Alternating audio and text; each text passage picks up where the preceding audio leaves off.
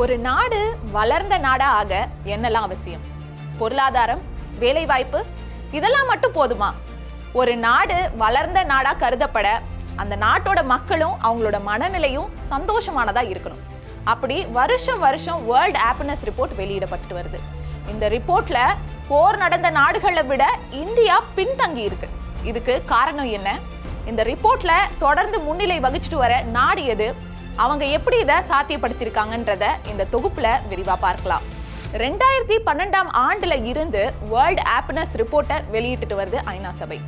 இந்த ரிப்போர்ட்டை எப்படி எடுக்கிறாங்கன்னா, transportation, economy, development, health, mental health, physical health, education, இப்படி பல விஷயங்களை வச்சு எடுக்கிறாங்க.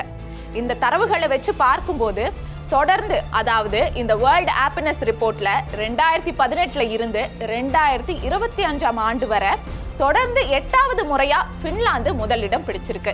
ஆனா இப்ப மகிழ்ச்சியான நாடா கருதப்படுற இந்த பின்லாந்துல தான் 1990ல தற்கொலைக்கான எண்ணிக்கை அதிகமா இருந்திருக்கு.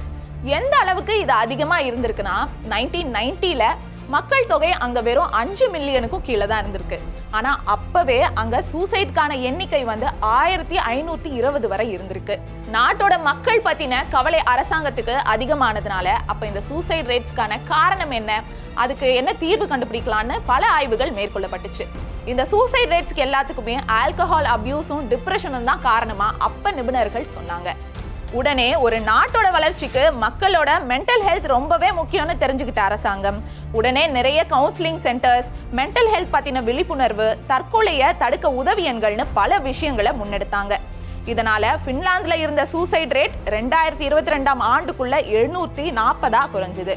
இன்னும் சொல்ல போனா பின்லாந்து மக்களோட மென்டல் ஹெல்த்தை பத்திரமா பார்க்கணும் அப்படின்றதுக்காக நிதியெல்லாம் ஒதுக்கியிருக்கு இந்த அரசு. என்னடா மென்டல் ஹெல்த்துக்காக நிதியெல்லாம் ஒதுக்கியிருக்காங்களே அப்படின்னு யோசிக்கிறீங்களா? பின்லாந்தை பத்தி இன்னும் பல நல்ல விஷயங்கள் இருக்கு. கடந்த 30 ஆண்டுகள்ல சூசைட் ரேட்டை சக்சஸ்ஃபுல்லா குறைச்சிருக்கு பின்லாந்து. இதுக்கு அரசோட முன்னெடுப்பு ஒரு காரணமா பார்க்கப்பட்டாலும், இங்க வாழ்ற பின்லாந்து மக்கள் அவங்களோட ஃப்ரெண்ட்ஸ் கூட டைம் ஸ்பெண்ட் பண்றதை நிறையவே ஆதரிக்கிறாங்க. இது மட்டும் இல்லாம அங்க காடுகளோட வளம் ஜாஸ்தியா இருக்கிறதுனால இயற்கை வளம் மிக்க நாடாவும் அது கருதப்படுது. இது மட்டும் இல்லாம பின்லாந்துல வேலையின்மையும் சட்டம் ஒழுங்கு பிரச்சனையும் ரொம்பவே கம்மி. இப்ப டிஜிட்டல் காலம்ன்றதுனால பின்லாந்துல பல மென்டல் ஹெல்த் வலைத்தளங்களும் வீடியோ தெரப்பி செஷன்ஸும் கூட கொடுக்கப்படுது. இதன் மூலமா 1990ல உச்சத்துல இருந்த தற்கொலை எண்ணிக்கையை குறைச்சு மென்டல் ஹெல்த்தை டேபுவா கருதாம அதை ஈஸியா வெளியே சொல்லி தீர்வுகள் கிடைக்கிற ஒரு நாடா மாறி இருக்கு பின்லாந்து. ஆனா 147 நாடுகளை வச்சு எடுக்கப்பட்ட இந்த பட்டியல்ல இந்தியா 118வது இடத்துல இருக்கு.